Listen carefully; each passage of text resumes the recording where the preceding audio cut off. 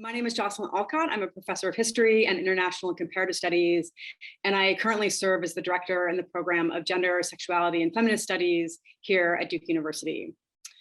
I first want to acknowledge that I am joining you from the unceded tribal territories of several First Nations, including Siouan-speaking Ino, Shakori, and Adjushir people who came to be affiliated with the Okanichi and Saponi nations, as well as the Iroquoian-speaking Tuscarora Nation.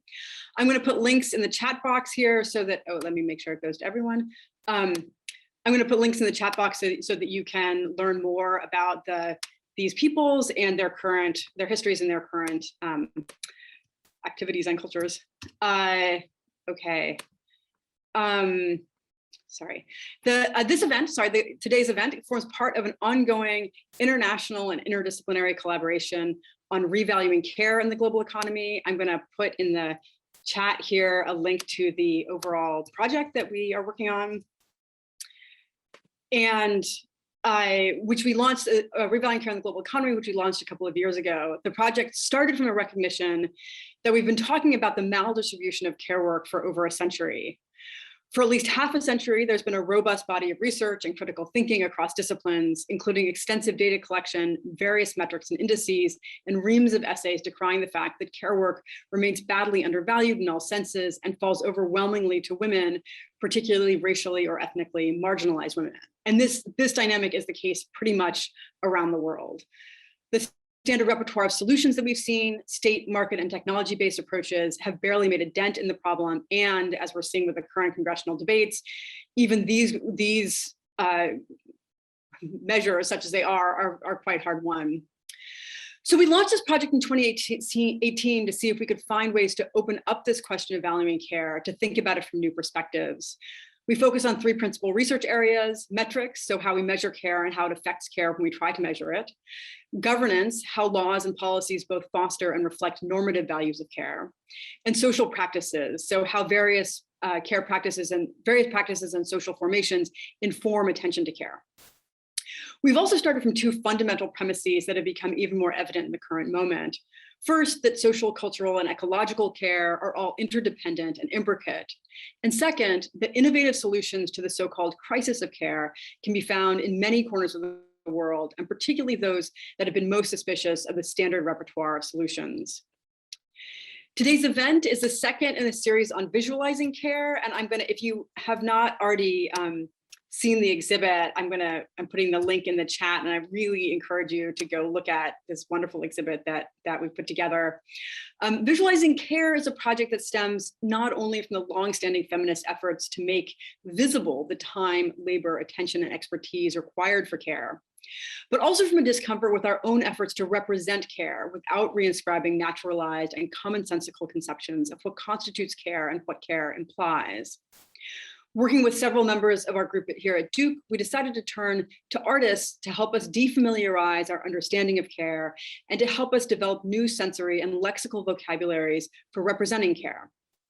Each event in this series, including today's, also includes an online exhibit so that you can access that exhibit from the link I've just put in the chat, selected from works that were submitted in response to a call for submissions. This exhibit, which again, you can access here, will come down on October 13th. So I urge you all to go look at it while it's available. And we will have several other events throughout the year. Coming up on November 18th is another Visualizing Care panel. So again, with artists and commentators on care and disability. And then on December 2nd, what's shaping up to be a really exciting panel on imagining post-work societies. If you are not already on our mailing list, please feel free to drop your email list in the address in the chat, and we will add you because everyone needs more email. Okay, so the Revaluing Care in the Global Economy project has enjoyed broad support here at Duke. We particularly want to thank the program in Gender, Sexuality, and Feminist Studies, the Mellon-funded Humanities Unbounded program, and the Office of Global Affairs. The Humanities Unbounded program has not only supported the Revaluing Care in the Global Economy lab, but was also quite open to allowing us to reorient the lab this year towards this Visualizing Care series. GSF and Humanities Unbounded are, of course, not simply offices, but rather people who do all the work that makes these events possible. For today's event, I particularly want to thank artist Lauren Henschel, feminist theorist Tanya Rispoli, and GSF program coordinator Julie Winmore. So without further ado, I want to turn to our panelists today. We have 3 visiting artists and 2 wonderful colleagues here at Duke. In the interest of time, I'm going to be brief in my introductions here, and I'll put links for all the participants in the chat as I introduce them, so you can learn more about all of their amazing work. The artists will each speak it for about 10 minutes, followed by a discussion led by Jennifer Nash and Anna Storti. So first up, we have Nydia Blas, and I'm putting a link to some of her amazing work here in the chat. Nydia is a visual artist and an assistant professor in the Department of Art and Visual Culture at Spelman College in Atlanta. Her photographs have been commissioned by the New York Times, the Atlantic, the New Yorker, the Washington Post, among other places. Nydia is particularly recognized for her body of work entitled Girls Who Spun Gold, a collection of images that resulted from a girl empowerment group that Blas founded after observing a lack of space and community for teen girls of African descent in Ithaca, New York. In 2019, Nydia was named One to Watch by the British Journal of Photography, and in 2020, she was designated among 10 women photographers to watch by the Photographic Museum of Humanity. There's much, much more to say about Nydia, but I want to turn the mic over to her to talk. So Nydia, please, thank you for joining us. Of course, thank you for having me. Yes, I am seen, I'm heard, that's great.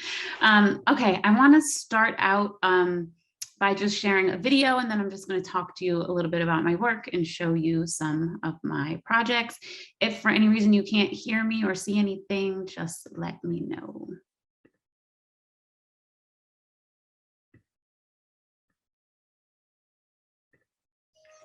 I am from Afghans, picture frames, and overstuffed recliners. I am from the land of bars, restaurants, cackling students, and gorgeous, that 10 square miles surrounded by reality. I am from houseplants and pricker bushes. I am from family cookouts and unwavering determination. From Marion Martin to Vernon Martin, then Karen Martin. I am from deep-hearted, infectious laughs, small titties, wide hips, and big butts. From you better speak up for yourself, and that's the way the cookie crumbles. I am from God with no face, we barely even talked about it. I am from Ithaca, New York, via New York City, Panama, Africa, and England. Meatloaf, mashed potatoes, and corn. From the big bone Beverly, only sister in a family of brothers, the Cornell graduate and first Black female principal at a school that was later named after her. I am from 205 2nd Street, home of the Martins since 1917. Rooms filled with portraits of big-hearted, hard-working, good-looking, honey to chocolate-colored Black folk. I am for where we don't take no shit. Nothing is out your grasp and reach for the stars. I am a badass, always feeling mama bear, making dreams come true. I am Nydia from Ithaca, New York, and I currently reside in Atlanta, Georgia.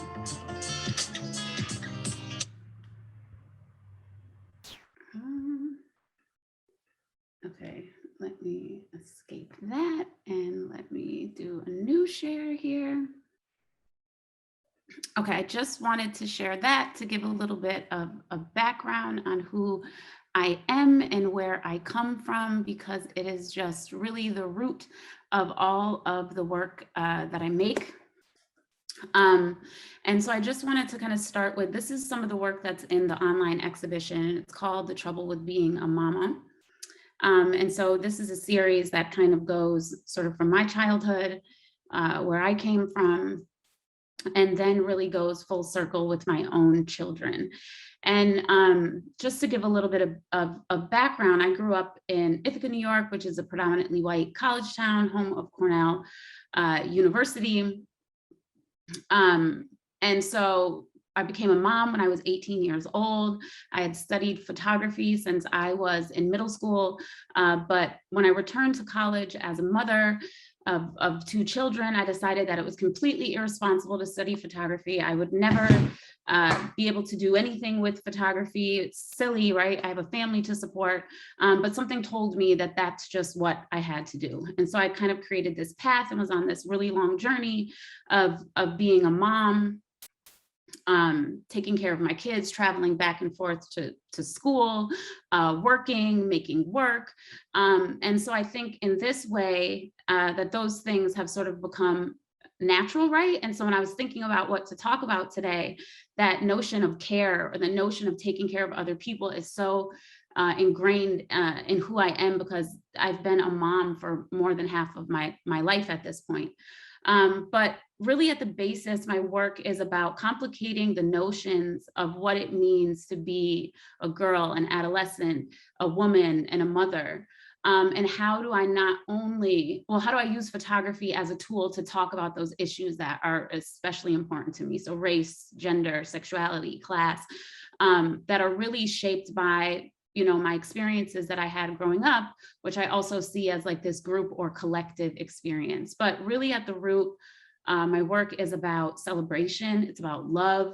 If I would pick one word that all my work is about, it would probably be intimacy. This is a series called The Girls Who Won Gold, which was my thesis project when I was in graduate school. So I also really work in community. This was a group of girls that I met at a girl empowerment group that I created sort of in between undergrad and graduate school. And so really exploring visually the time that we shared together in developing this group in sort of this love, this intimacy, this shared knowledge, in this space, like this physical space that we created. So how do I recreate those things visually to speak back to our experiences? Really talking about a special language that's developed between girls and women. This image is called Secrets, talking about the protection and care of one another, right? And also yourself. And then there came a point where I also tied in motherhood and myself into that work so that it has multiple layers to it.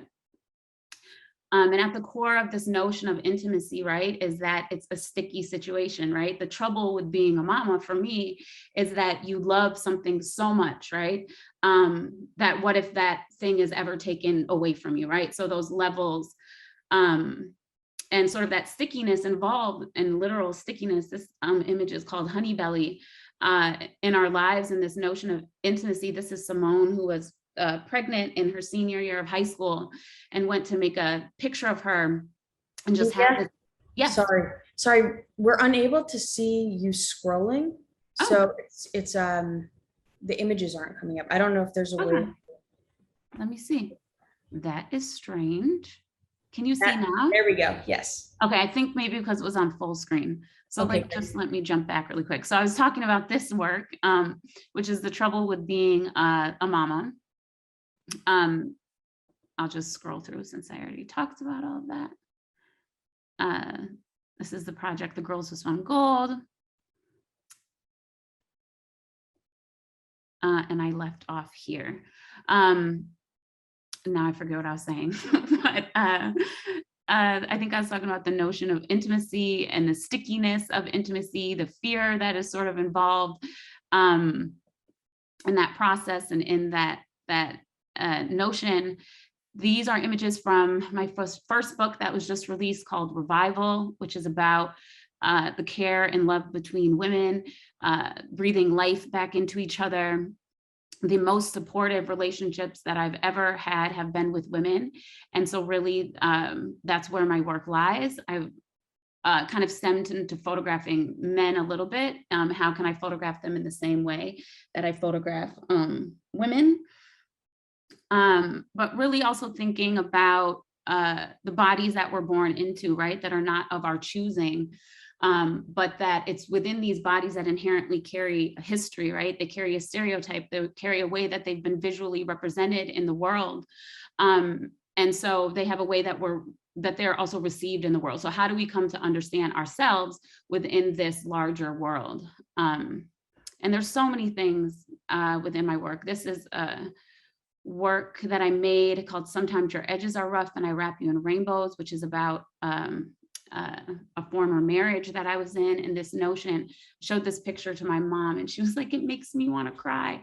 But again, this complicatedness. So how do I work to create layers in my work that speak to all of the experiences or all of the things that are felt, right? Like even in a marriage, this notion of giving yourself up or giving too much to the other person.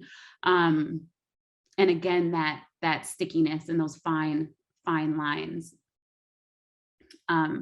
This is from a project called The Souls of Black Folks. and a newer project called In the Blue Light. And there's so many ways that I can go with my work. So I'm interested and open to questions, but I think I will end there.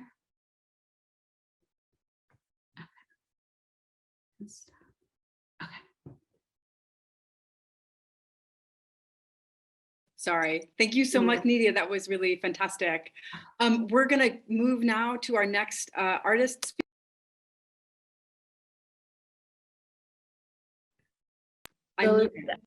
There I go. Sorry. Can you hear me now? Okay. I'm going to thank you. First of all, thank you, Nydia, for this wonderful presentation. I'm going to go now to our next sorry, these prompts keep coming up in front of me. Our next artist, who is Juniper Fleming, and I'm going to stick Juniper's chat website here in the chat so that you can also, again, there's as with Nydia, there's much more to say about Juniper than I am able to include in our introduction here. Juniper received her BFA from the School of Visual Arts in 2014, and she was awarded the Deutsche Akademische Austauschungs, I don't know, the Dodd Fellowship, known here, in 2013. In 2016, she dipped her toes in the theater, directing, producing, and performing in an all-sex worker revival of Mae West's play Sex at the Dixon Place Theater in New York City. Her film Predatory Prostitute has been screened all over the world, including being shown at the MoMA PS1 Sex Workers Festival of Resistance in March 2018. And most recently, her work from the series Reclamation and Disatonement was shown at the Leslie Lohman Museum in the show On Our Backs, The Revolutionary Art of Queer Sex Work in 2020. So welcome, Juniper. Thank you. Hi, thank you so much for having me. This is an amazing presentation with a really powerful group of artists. So I'm honored to be a part of it. All right, so let's see, I should share my screen.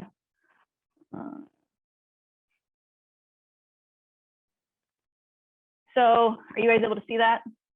Okay, great. I thought that I would focus on one project and dive into the processes and the thought behind the work, and hopefully relate to the theme of women in work through that. So this is my reclamation and disatonement project. I can click through the images. It's accompanied with a theoretical text that I wrote, and actually the project comes in two different forms. One of them, let me see, I have to click this. One of them is the images are printed at the scale of the original paintings that they're referencing. They're printed in the darkroom and then hand colored with oils, with photo oils. And so that's one method that I utilize to have a conversation with the works that we were relating to at the scale in which they were originally created. And then the other form that the project took was actually making a hand-bound printed book where the theoretical text accompanied the work, and people could engage on a more intimate level with it. And so I'm just going to flip through these images, and then we can dive into the text and the purpose of the project. All right, so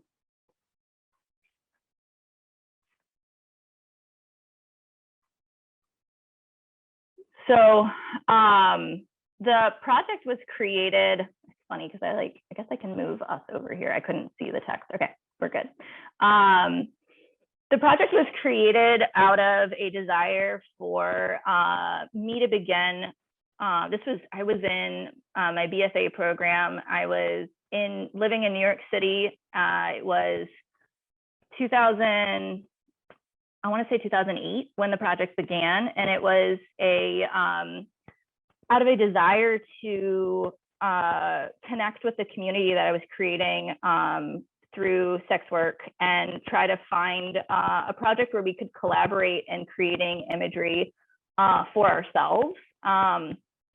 But then I began getting some feedback from other sex workers that there's a history of artists asking sex workers to be self-revelatory and vulnerable for the sake of the artist's like genius or creation. And I was struck by my own discomfort with that and my community's discomfort with that, and wondered how we could create images for ourselves while also kind of doing the same thing that we do in our work, which is not truly give any real part of ourselves away. And so that began the notion of, well, can we insert ourselves into already created masterpieces? Can we find room for us to explore self-representation in something that's already been created in order to force the audience / client to wonder if we're revealing our true selves or any part of that.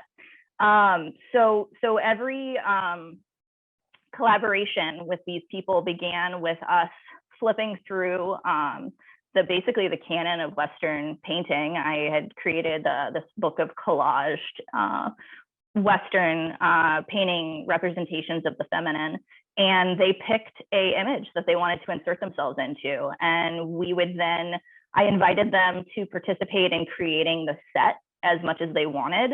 Some people were very hands-on, others were just kind of like, you do it and I'll show up. And through that, we were able to explore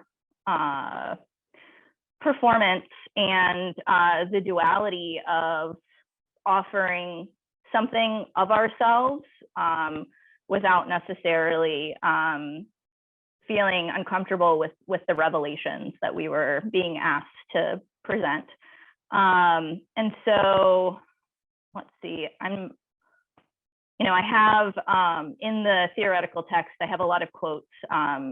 One of them is from John Berger, who's an amazing theorist. I'm sure if you guys know anything about photo history or art history, his perspective on the surveyed and the surveyor being a duality in the female experience is really tantamount. And let's see. So I'll quote a little bit. Modernity has allotted us, in Victorian ethos, women were scientifically and socially understood to have no sexuality. Modernity has now allotted a space for such activity. However, with the feminized, relatively newly allotted sexuality, it is expected that our sexuality exists only when a true revealing of oneself, a confession, if you will, and vulnerability is present. If we are able to be sexual without a revealing of ourselves, it shakes the foundation of heteronormative hegemony. This is a social hostility and deep fear. There is a social hostility and deep fear towards the embracing of performativity and guise, and it stigmatizes sex work along with other activities that subvert the normal. This world made me a sex worker, but sex work is also how I make the world. Collapsing and collaging female stereo archetypes, refusing to hold any one of them alone. She is all of these and she is none of them. The whore, little girl, the martyr, self-absorbed, the sex goddess, fertility symbol, the sacred, shady Madonna. Sex work is drag, and then like gender-bending drag, sex work is a sexual deviancy where by copying an accepted social norm, it reveals the norm to be a creation itself. So I invite you to engage more with this theoretical text that I've put together for the project, and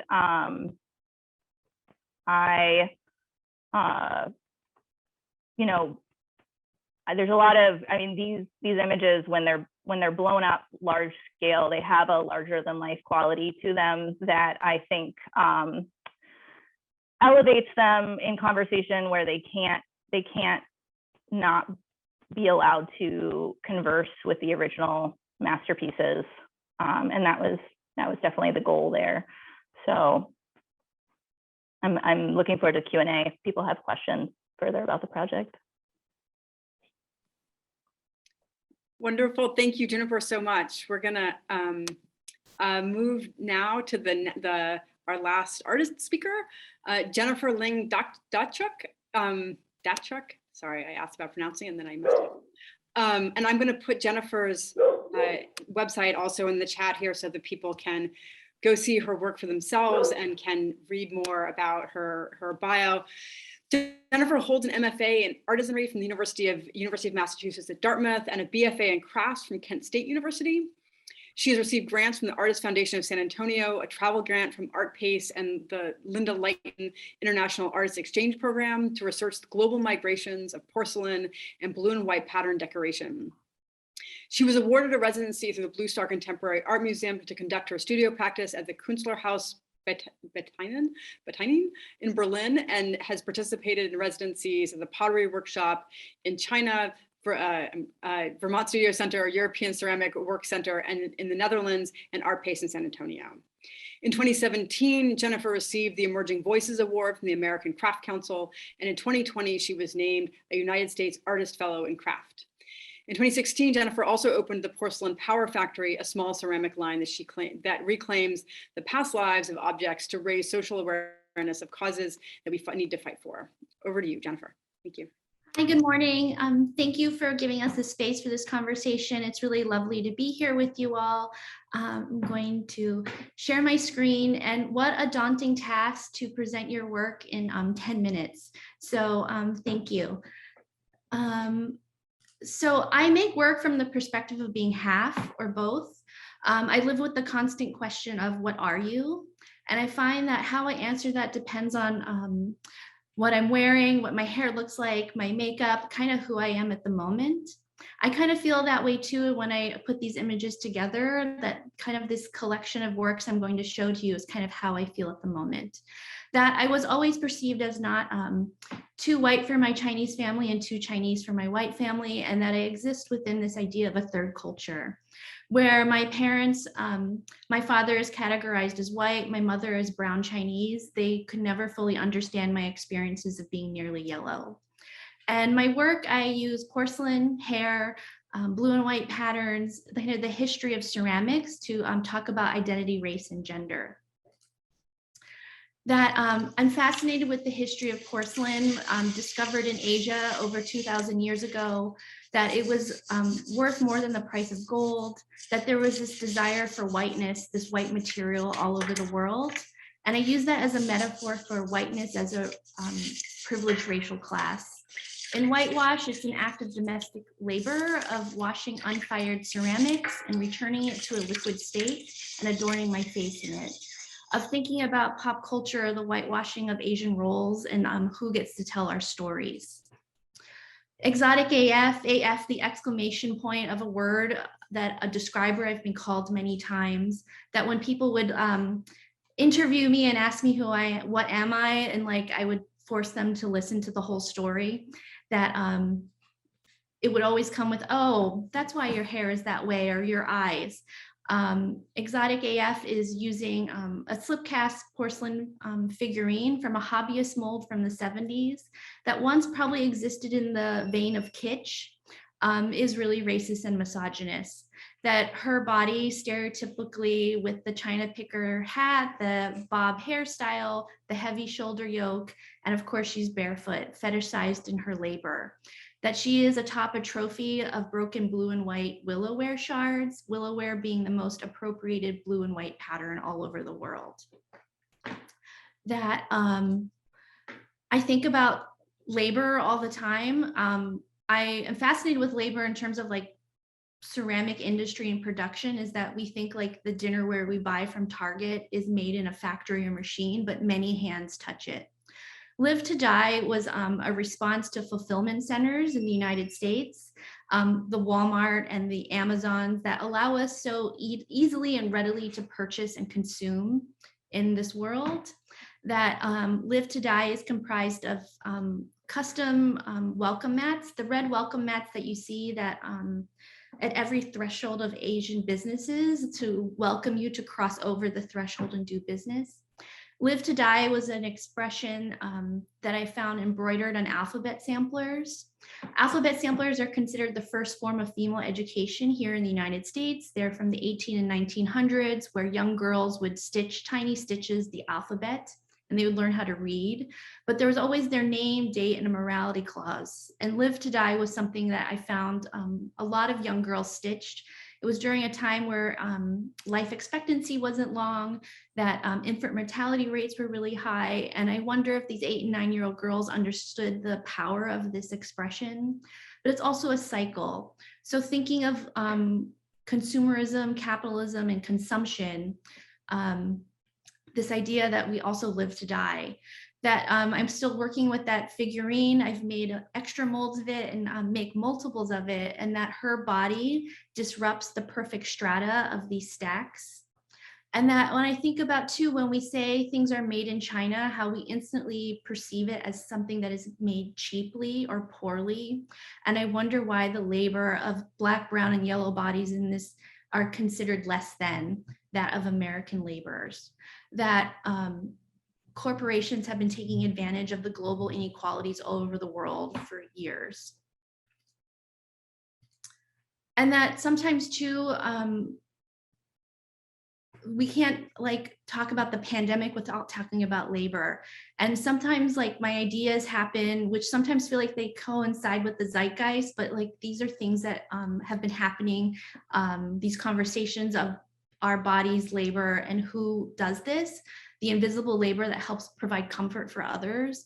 I live in Texas. You know, I feel like when I found this image in social media that happened April 30th of 2020, was still very early on in the pandemic, but people wanted the world to open up so they can have their haircuts and their nails done. But we don't consider the person behind the mask, that the people doing this labor were often deemed insignificant to the larger picture of like who runs the world. And sometimes too, the inspiration happens from seeing an Oriental bamboo back scratcher for sale at Walgreens for 99 cents. So I scratch your back, you scratch none is my version of porcelain back scratchers with long red painted fingernails and adorned with Swarovski crystals.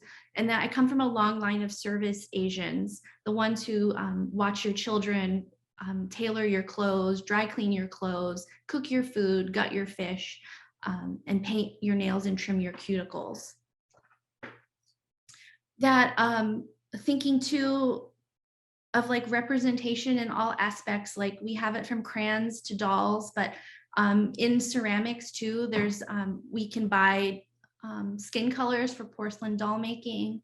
Of thinking too, when growing up half, I never saw images that look like me, or you know, I think now there's like in IKEA catalogs, there's multiracial, biracial families, but there wasn't that when I was growing up. That goat girls are porcelain ribbons, very much modeled after kind of the ribbons that are awarded at horse shows. Of learning too that all young girls love horses because it symbolizes this desire to run and dream and be free and wild, but how many times we are tamed and robbed of our innocence very early on.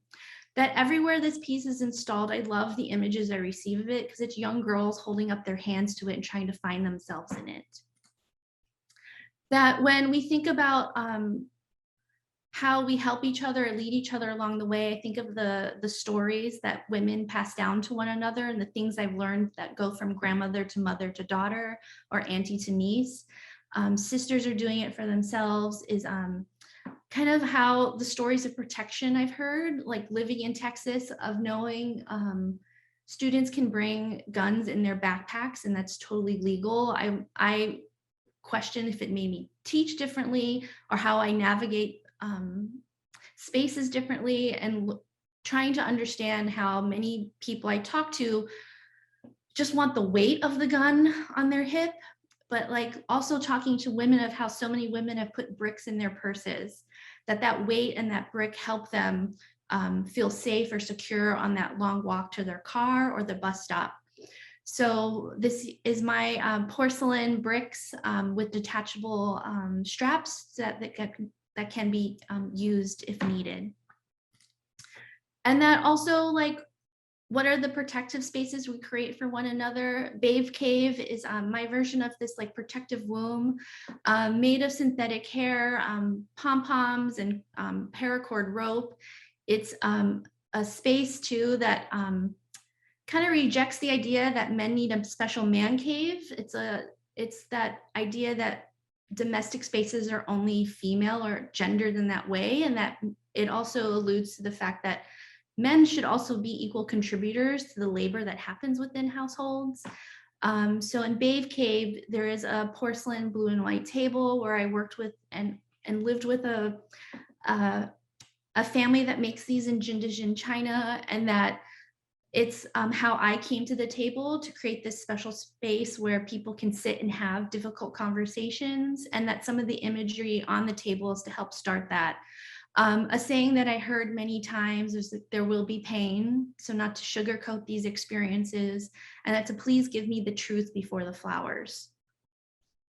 And the last image I'm going to end with is a piece I just finished of thinking about the conversations of within like my Asian community, and how women have been navigating this time of like all of a sudden having this hyper awareness of how Asian women combat racism, but how that also is so deeply entwined with misogyny, that the Atlanta spa shootings like really opened up a conversation in the greater world about this, but it's still not happening as fast as we can, of thinking of that expression, love yourself long time, is me taking that awful saying, me love you long time, that was heard in Full Metal Jacket, where a sex worker approaches a group of American soldiers, of how I think of my students, a generation under me, and how they have no idea the context of that saying, but they know what it is. And so this is a gentle reminder that you need to love yourself a long time before anyone can love you. So thank you. Wow, wonderful. Thank you for these three just extraordinary presentations. I'm going to turn it over now to our two commentators and facilitators. I want to introduce the two of them together, and then they will offer a few comments and then invite you all in for questions and conversation as well. For today's conversation, we wanted to invite scholars who think generatively about the articulations of race and gender, as well as about the ways that motherhood and sex work manage to both paradoxically shape the ways we think about and understand the relationship between work and gender, between women and work. So happily and kind of amazingly, happily for me, I should say, we have probably the two best people I could come up with in our own department, just around the corner from my office here. They're really the perfect thinkers to be in conversation about these works. First is Anna Storti, and I'm going to put Anna's website in the chat here for you to be able to see some of her work as well. Anna has just joined our Department of Gender, Sexuality, and Feminist Studies as an assistant professor, and she is also core faculty in the program in Asian, American, and Diasporic Studies. She is currently working on her first book, which traces the relationship between racist sex and racial mixture in Asian American contemporary art and culture. And her writing is published or forthcoming in the journals Frontiers, Feminist Studies, and Women in Performance. I have to say, I'm just particularly thrilled that Anna is part of our faculty now. It's been really, really wonderful having her. And second, another actually very, very happy, relatively new addition to our department. And I'm going to put her link in the chat here so that you can see more about her work, is Jennifer C. Nash, who is the Jean Fox O'Barr Professor of Gender, Sexuality, and Feminist Studies here at Duke. She is the author of 3 books, The Black Body in Ecstasy, Reading Race, Reading Pornography, which was awarded the Alan Bray Memorial Book Prize by the GLQ Caucus of Modern Language Association, Black Feminism Reimagined, which was awarded the Gloria Anzaldúa Book Prize by the National Women's Studies Association, and Birthing Black Mothers, which has just been published by Duke University Press and has not been out long enough to win all the prizes, but I'm sure will. She has also published, I'm going to estimate, about a zillion articles on intersectionality, Black feminist theory, Black motherhood, Black sexuality, and most recently a really provocative article in Feminist Theory titled on the beginning of the world, dominance, feminism, Afro-pessimism, and the meanings of gender. We encourage audience members to intervene in this discussion, either by raising your hand or by typing into the chat, and we can unmute you and allow you to turn on your camera if you'd like to. I will remind everyone that this session is being recorded, so if you ask a question in person, you will be recorded and posted on our website. So I will turn it over now to Jen and Anna. Thank you so much for joining us.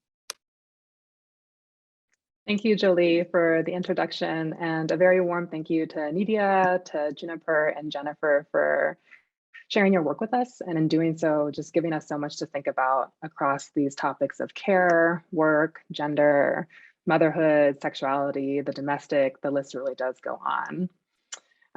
So Jen and I thought that it might be useful if we started off by asking all of you to just tell us a bit more about what care means for you.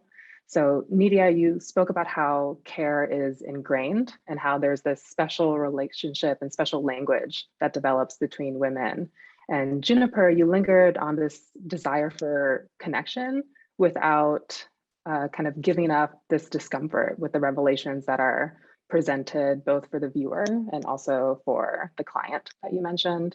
And Jennifer, your discussions of the cycles of consumption lead us to, at least me, to consider the material realities of those who live to die, but also how living is oftentimes a mode of constantly trying to find protection. So is care something that we can define, or is it more ephemeral, felt, or embodied? And how, if at all, do you see care as a keyword animating your artistic practice and also the ethics behind your creative practice?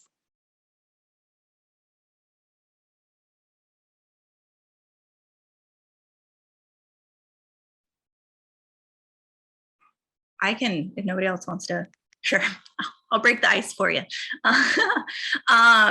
So for me, community was irreplaceably important within the choice to become a sex worker. I mean, luckily for me, it was a choice that I thought through and was able to speak to people involved in it for a few months prior to making the decision to do so. And I got to ask lots of questions about how to keep myself safe, as much as safe as possible.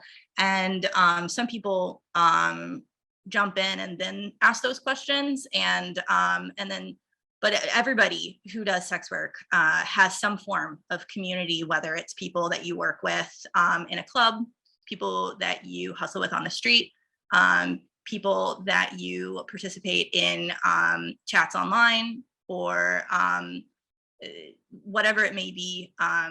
Community and communal care is vitally important. I know the landscape has evolved and changed. I was involved in sex work for about a decade, and things have changed. I mean, especially with FOSTA and SESTA, which is a law, an anti-trafficking law that was passed during the beginning of Trump's time in office. And unfortunately, it made community much harder to find because it criminalized community. It criminalized people sharing information about how to keep each other safe, how to keep yourself safe. And it further pushed the work into darker and more darker places and places that felt more dangerous for a lot of people. So I think for me, care is something that is a privilege. I think self-care is a privilege. I think community care is a privilege, and I strive to offer that to others. And sometimes it can be harder to strive to give it to yourself, but that's the goal, I guess, right? So there you go. I'll mute myself. I can speak to that a little bit. It's interesting because I'm like stuck when you ask that question, because I think care is something that comes so naturally.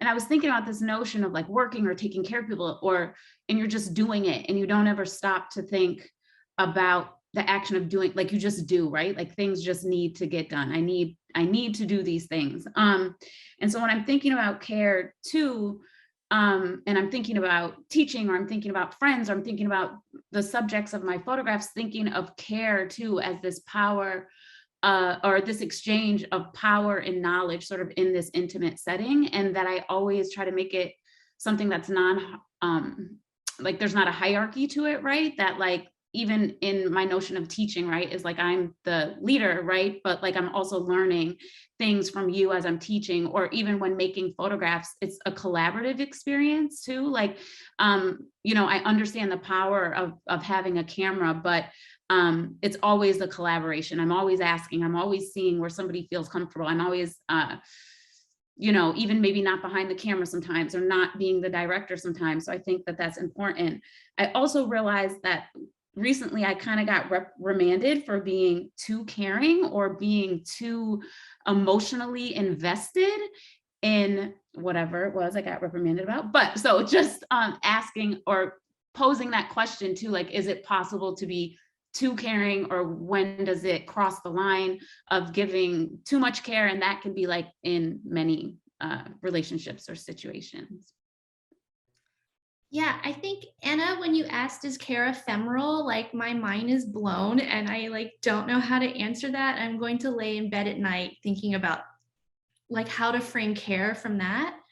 I think like all of us as makers, we work and we're entrenched in communities, and that I think like when I was a student, I didn't see work that looked like me or told my story. So then when I started making it, it kind of, you now become this caretaker of this group, and that people entrust you with these stories and experiences. And so I feel like care can be really monumental.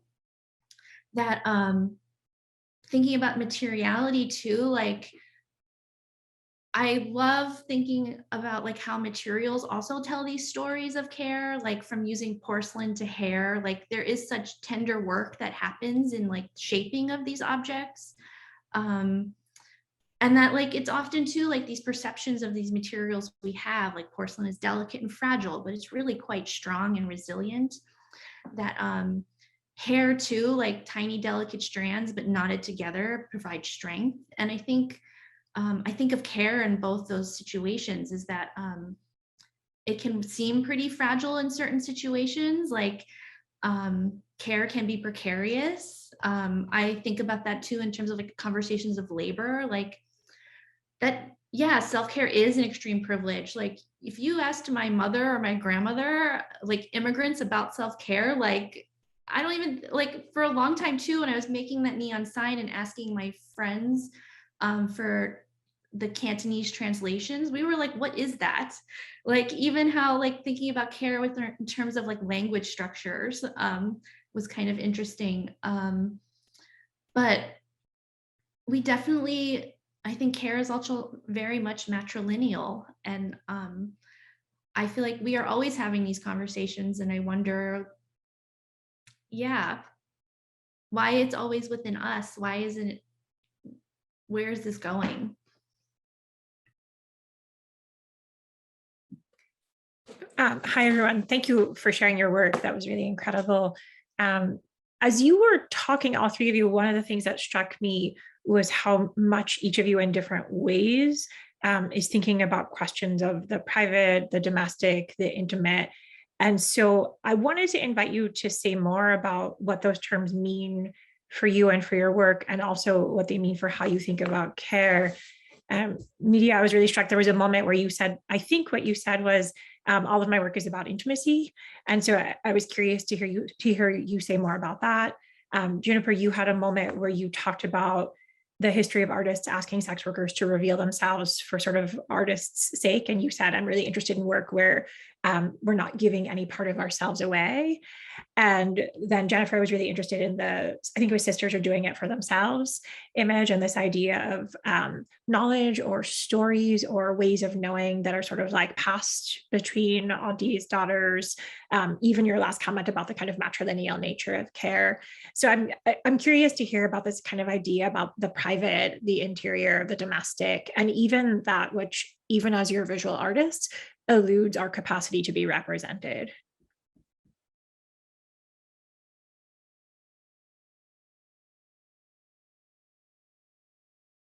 Well, I mean, I feel like I can spend all day in my house and think about how to recontextualize the objects that we surround ourselves with, because I feel like they are the intimate witnesses to our daily lives. And that I think too, like, I think about how to make the private public, and really, like, we say this many times, but the personal is very political.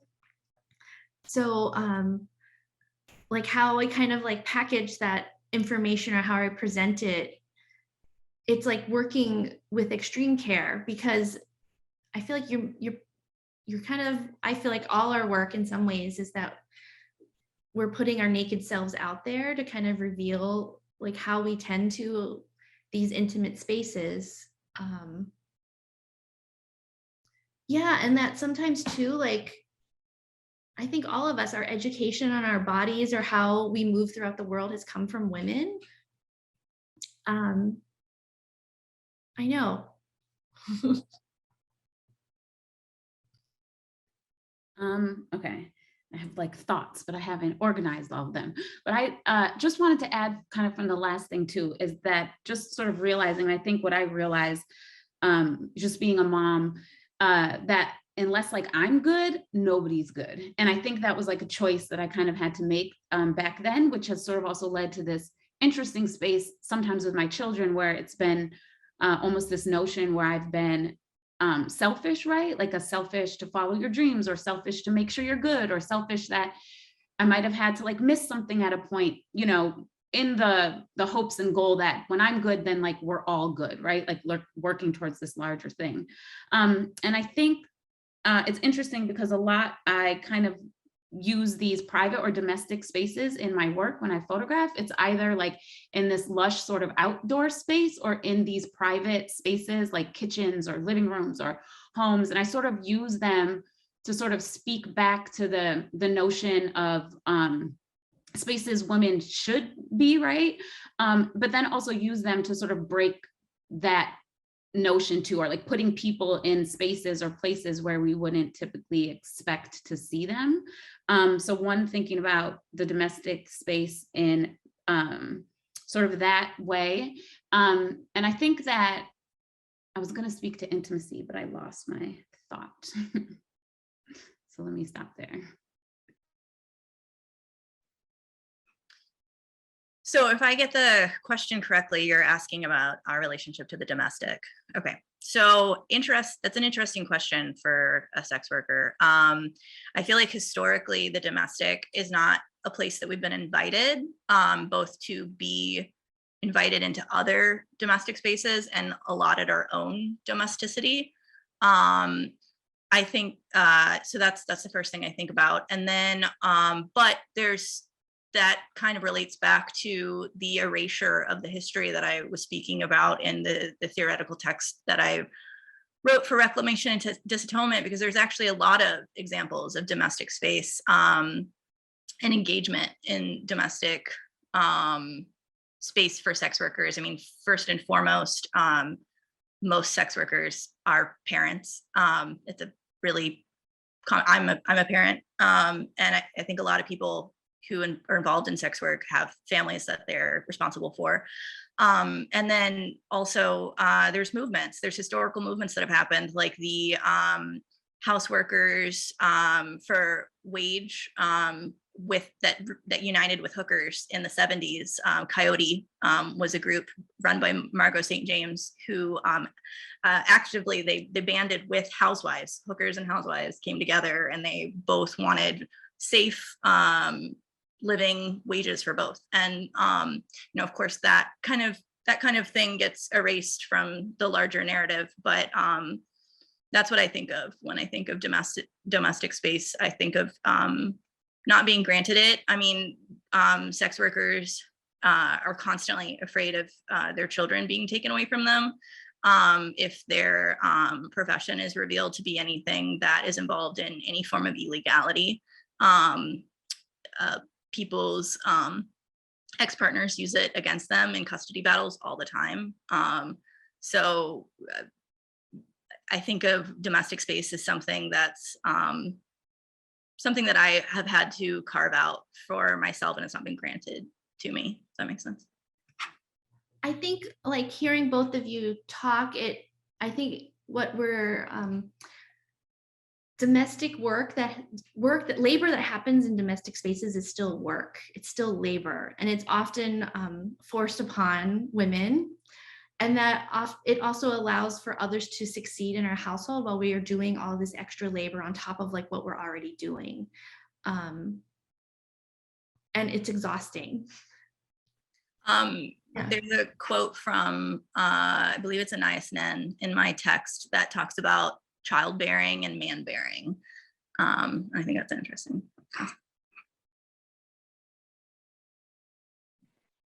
Can I, and I know I'm messing up the queue. I'm just curious, as you were talking, right, there's this sort of this double-edgedness around care and labor that you've gestured to in different ways. Like Nydia, I felt affectively pulled by how you represented motherhood, like myself as a mother, and you had a moment, I can't remember exactly what you said, but something about what it means to have this intensity of a love that if it was taken from you, it would be unbearable, right? So we get kind of that representation of care as about as it is something that's way more than labor, right? Even though you're also gesturing to all the ways it is labor, you're gesturing to love and affection and responsibility, and we're also getting this sense of exhaustion, as you said, Jennifer, right? Like the unbearable weight of exhaustion. And even at some point, somebody mentioned the kind of repetitive nature of so much of care work. I think of the early days of having an infant where you just do the same thing over and over and over again. And so I wondered if you could speak to that kind of dual nature of care, right? As love, right? As labor of love, right? As love, and also as endlessly exhausting.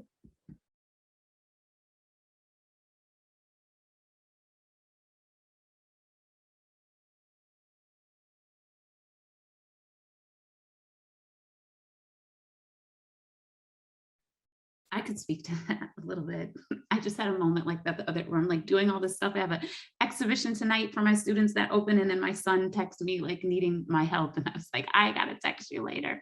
I can't deal. And so yeah, I think that space of just having children and having children so young, and that idea of The Trouble with Being a Mama, who is also somebody's book and title that I appropriated, but just thought that space was so important because, you know, for mamas, we could all write a list of all the troubles with being a mama, right? But that, I think that space of that love and that exhausting was the trouble for me. That space, I think, where like I said before, you like open your heart up so much, right? Like you have this person, you take care of this person, you watch this person grow, but then they're, you know, that person is their own person. That person, you know, will make their own mistakes. And you know, so how does that function? How do you function, one, as like a parent to create that space to be able to do that? Like I realized my conversations are shifting. My kids are 21 and 16. And so how does that conversation sort of shift, and how is it a privilege to even like still be in your kid's life as an adult, right? Or the like, or like when they're an adult, right? That relationship is important, and how I'm basically saying that that it's basically a privilege to be in your kid's life as an adult, thinking about, you know, the trauma that we can create as parents, or the trauma that we can perpetuate as parents, or the things that we're trying to break as parents. But yeah, that exhaustion is very, very real. I think emotionally, physically, all of those things.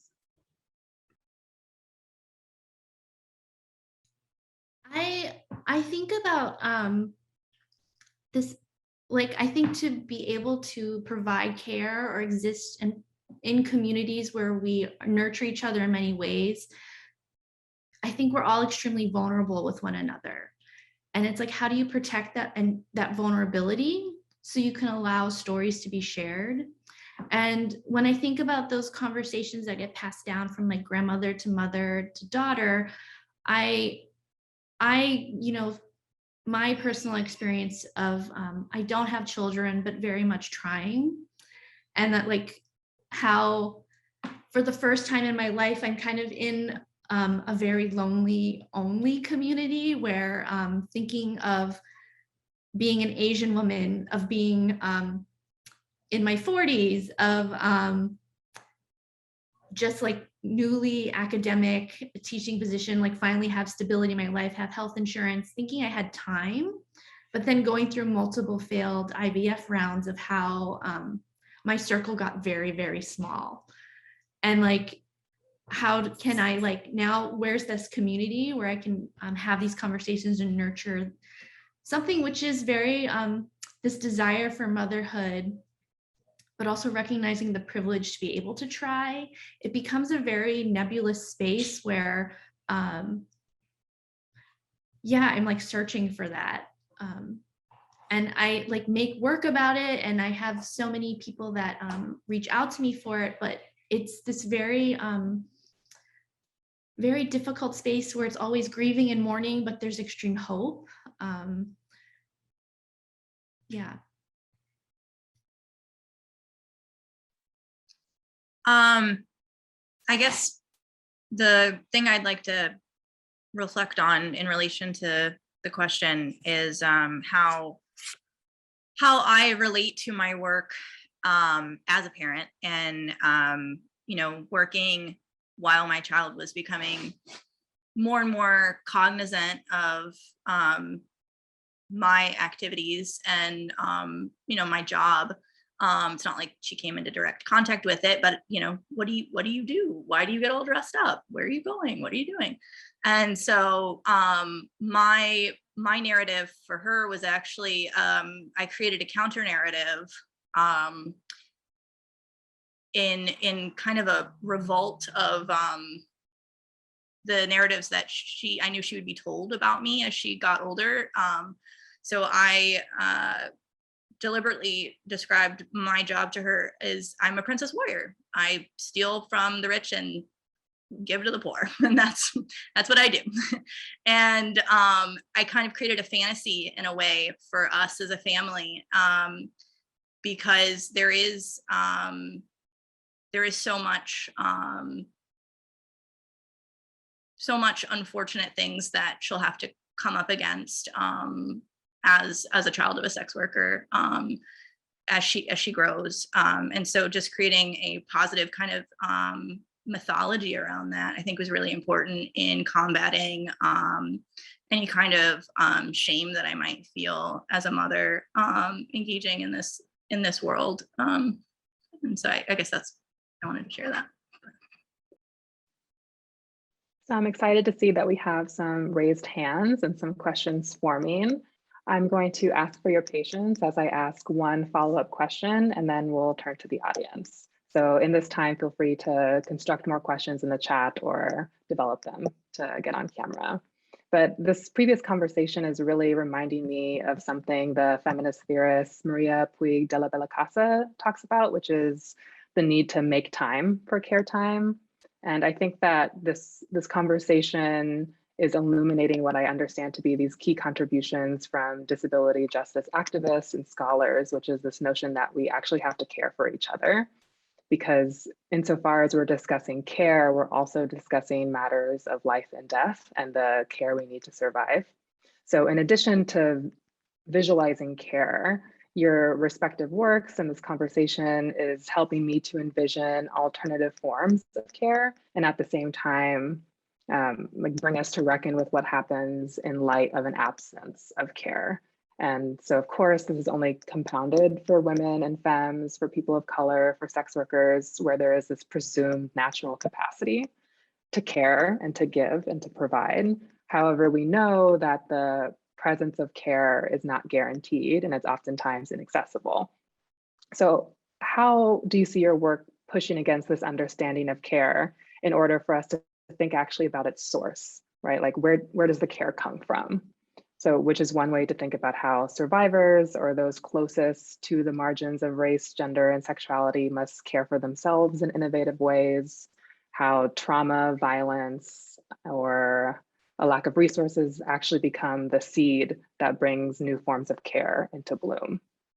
Do you see your work or your own practice helping us to think about the source of care?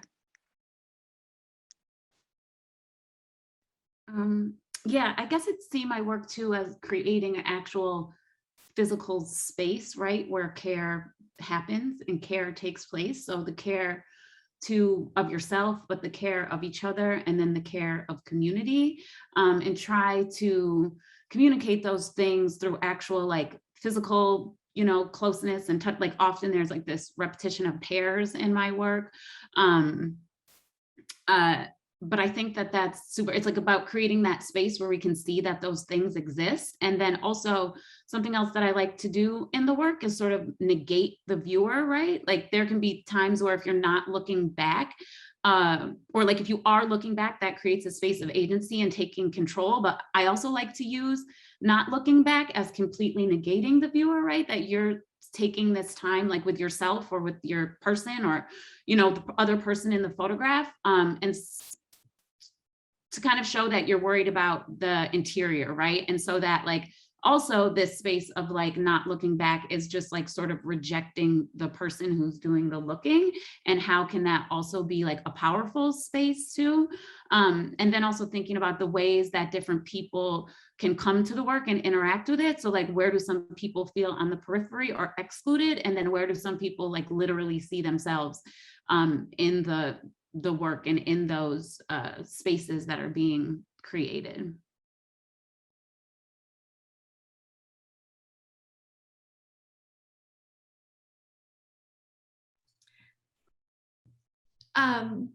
Yeah, where does care come from? I feel like I was very much the dutiful Chinese daughter where I was taught from a very early age to like cook, prepare, help with the household. Like I was taught how to care through domestic acts.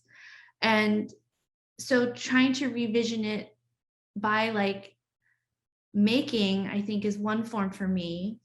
But I also can't help but think about too,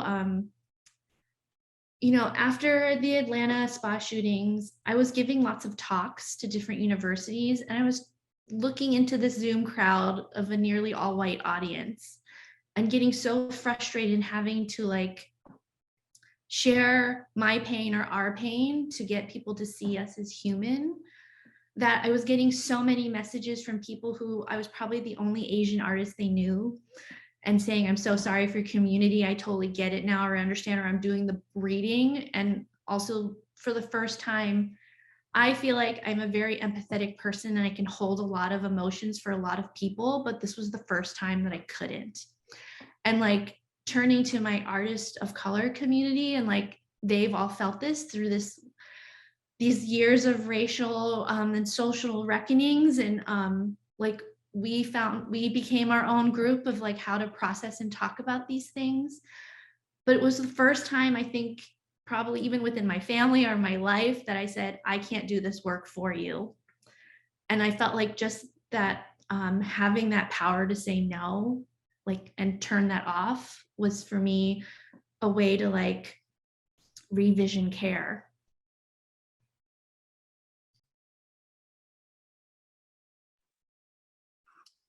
I remember as I was beginning to make work about my community, my professors were actively, continuously asking what our relationship to the audience was. And I kept futilely expressing my disinterest in making work for the audience.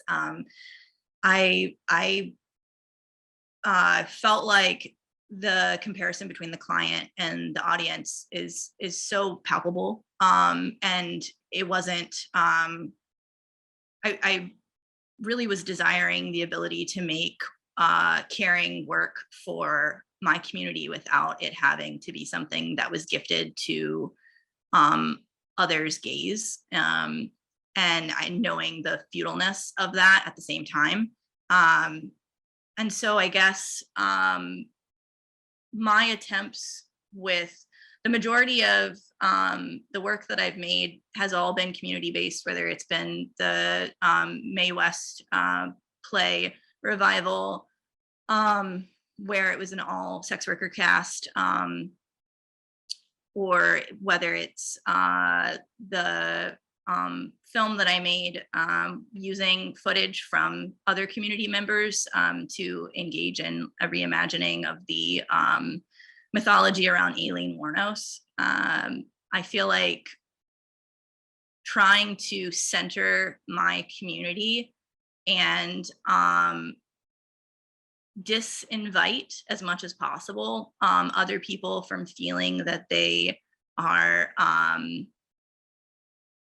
actively invited into the space in a way where they can see themselves amongst us. I don't know, that's kind of the best care I was able to give to my community, if that makes sense. So. Thank you for that. Kim, feel free to unmute yourself and ask your question. Hi, I really enjoyed this. I loved the work. The artwork is really inspiring. I guess I'm not sure if this is a question or a comment, but with all the work I saw an attention to the image as a frame or a screen or a materialization of care. And but also, you know, of course, the image and Juniper's last comment attests to this, that the image is also a site of consumption, right? So, with Nydia's work, I hope I'm pronouncing your name correctly, but I was just, that the video that you started with was so beautiful. And I saw, particularly with its, attention to the snapshot, family photograph, vernacular photography. And then your comments about, I'm a mother, I want to be a photographer, how do I kind of make that work for myself in the quote unquote real economy? So thinking about the photograph, the domestic photograph, family photographs, family albums, the work that women give to creating and producing and keeping those images, that becomes a kind of bridge to an economy that's public, in which, I think with the artwork, there's a potential to see that care as being valuable, but valuable in such a way that it isn't like mythically free and therefore disposable. And again, so maybe my question is like, how do you see the image in relationship to care?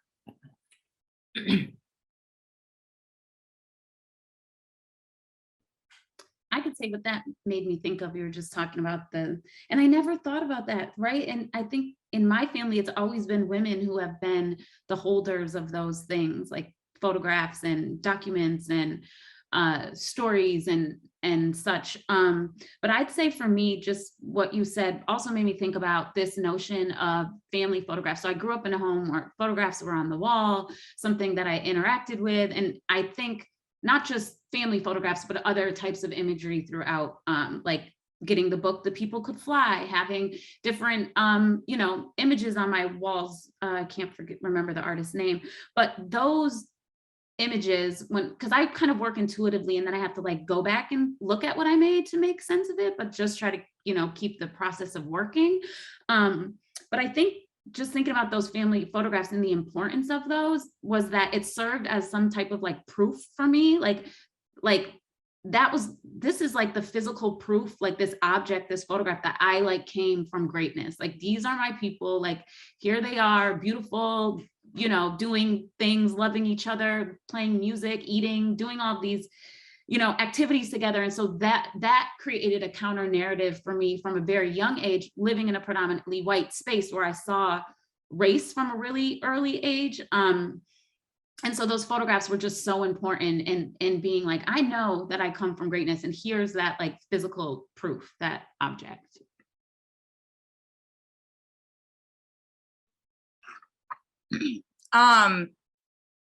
So I think that for the image and the relationship that you're inquiring about, I think that for me, an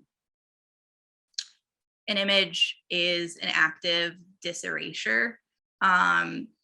Certainly images can be erased and repurposed or reframed, but every time you create an image, it's a tactile representation of a specific point in time.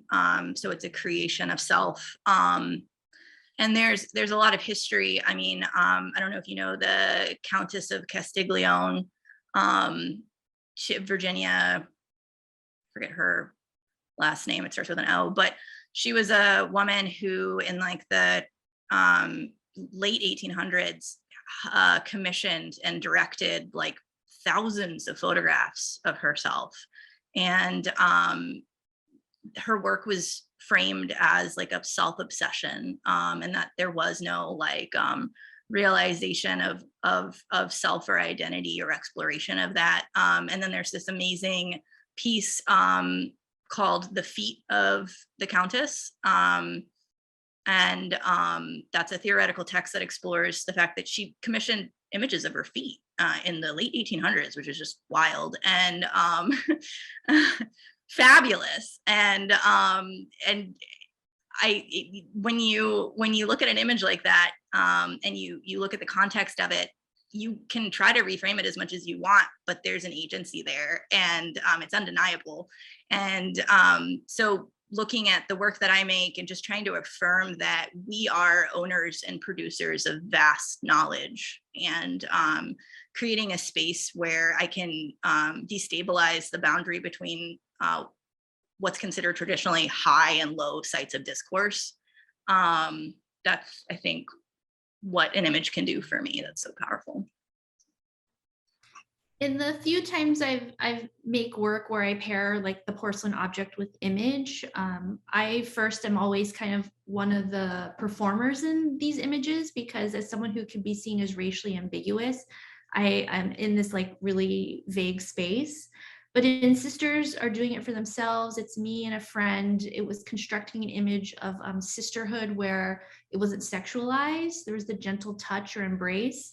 But then also constructing just, she's wearing a jade bracelet to like slip in that this is also part of the conversation within my community, of the weird nude slip that is not really anyone's nude, but only for a few people.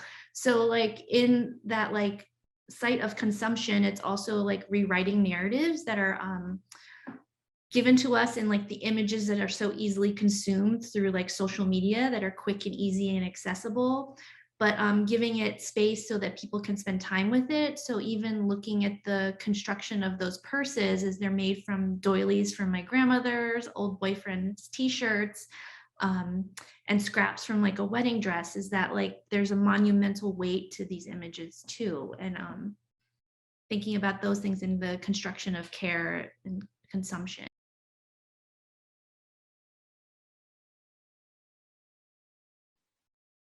Thank you. Lauren, would you like to ask your question?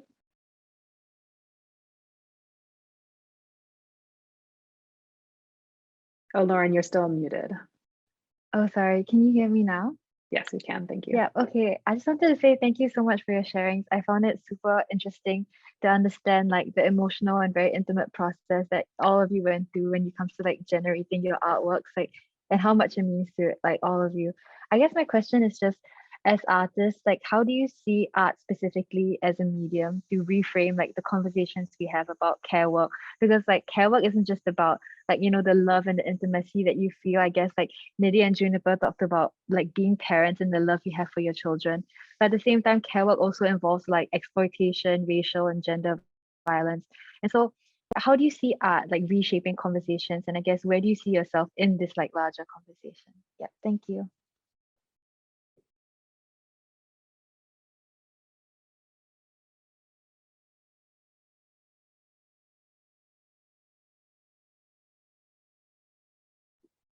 I guess I'll go first. I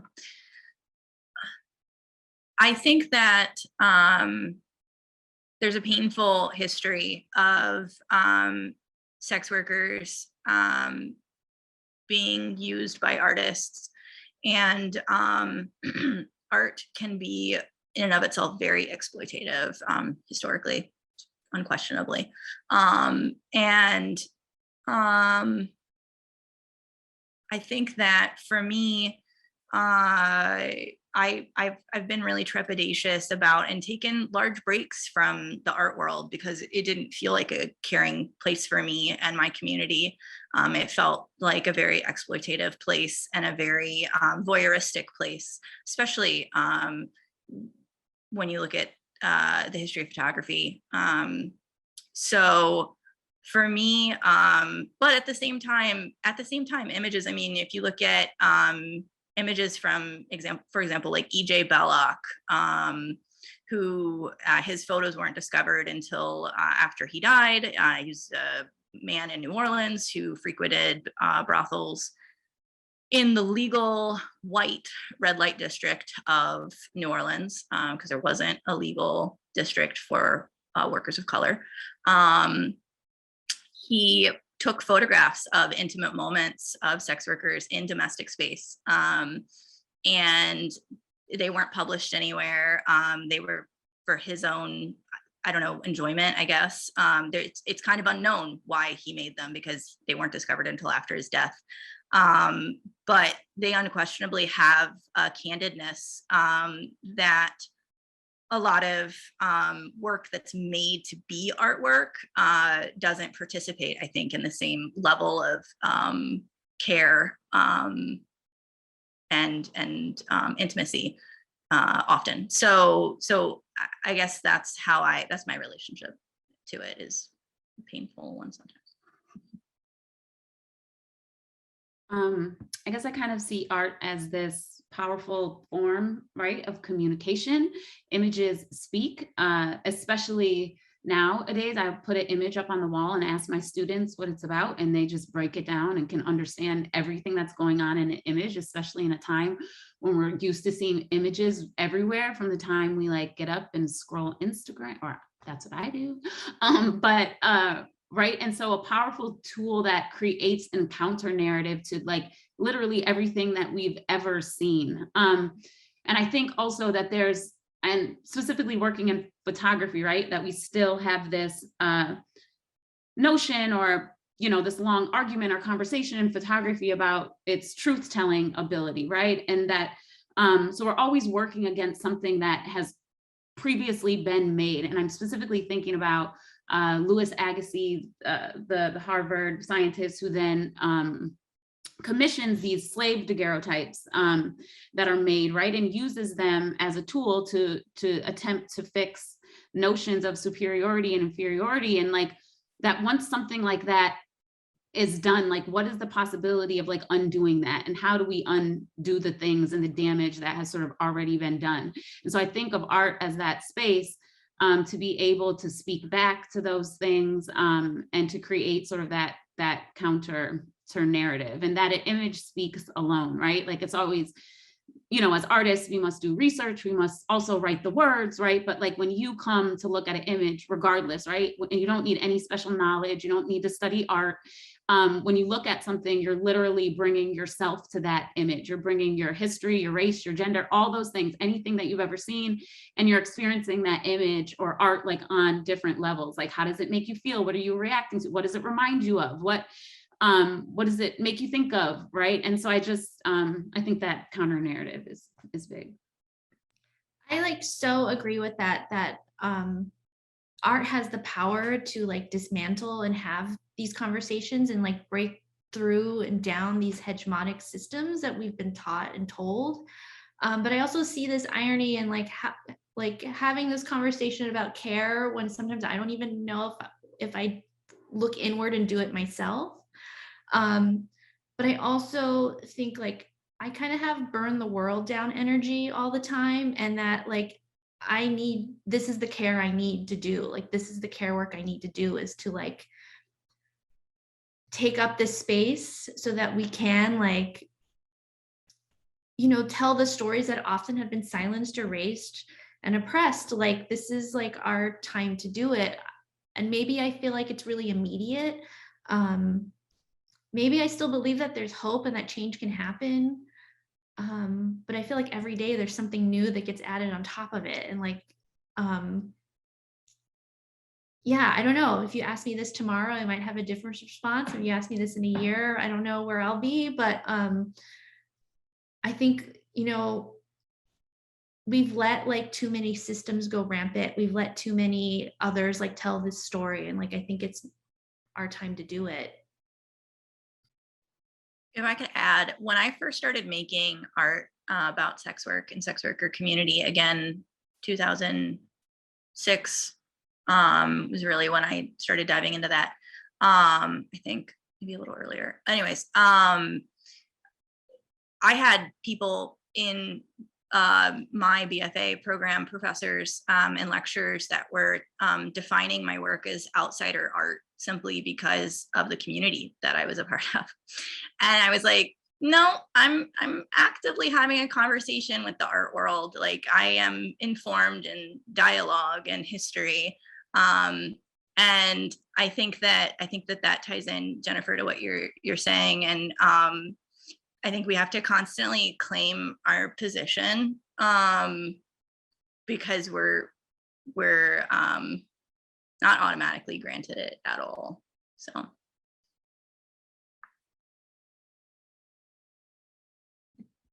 Jolie, did you want to jump in? Yeah, I mean, we only go until 1 o'clock, but I did want to follow up quickly on Lauren's wonderful question and your answers, which really, so a central issue that I think has vexed this project from the very beginning has been around how we describe a community of care. Like, how do we set the boundaries, who's in and who's out, and how we can do this without re-inscribing I think some pretty violent practices around how we understand a family and how we understand who deserves care. I think, we've had conversations about universal basic income, and then we end up talking about, well, does it go to, people who have legal presence within certain national boundaries? And so I just, I would love to hear you, I don't know if I'm telegraphing this too much, but I feel like you're all in this conversation as well, given what you've been saying this afternoon. I just love to hear you all talk about both how you're imagining, or you might reimagine what we understand to be a community of care, or where you see your work as part of that conversation, or really anything you might have to say around these questions, because it's been a sort of central question for us. Thank you.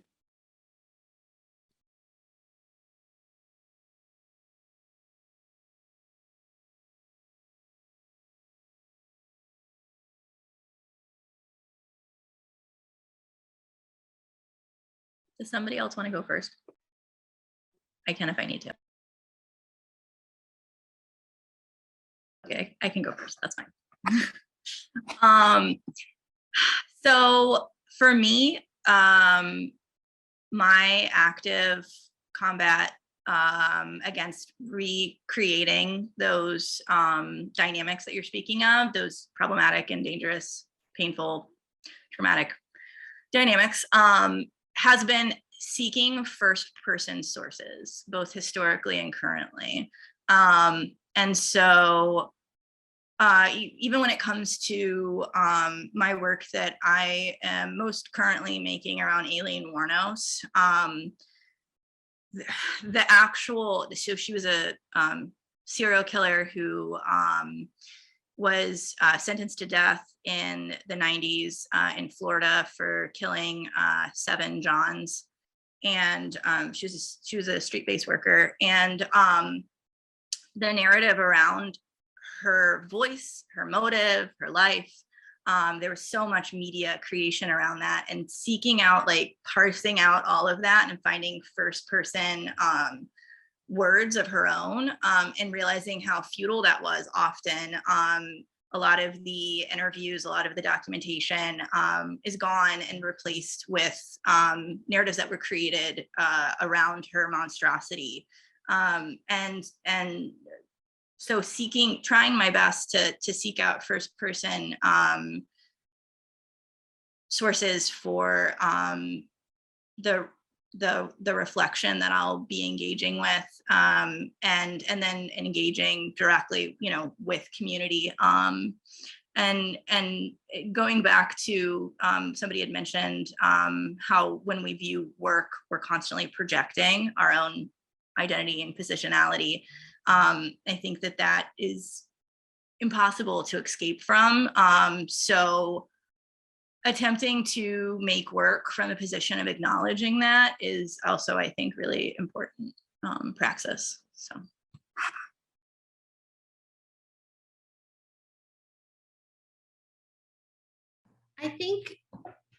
I hope long gone is this idea that artists work in a vacuum, that they are like the sole person and then everything else revolves around them. That it's kind of just dismantling this system, is that we all need to like climb on top of each other to get to the top, when like so much I think of like how I know my community and my friends, how we work as artists is that we credit everyone who's a part of the process, even the people like that tell us their stories, and we sit with them and engage with them.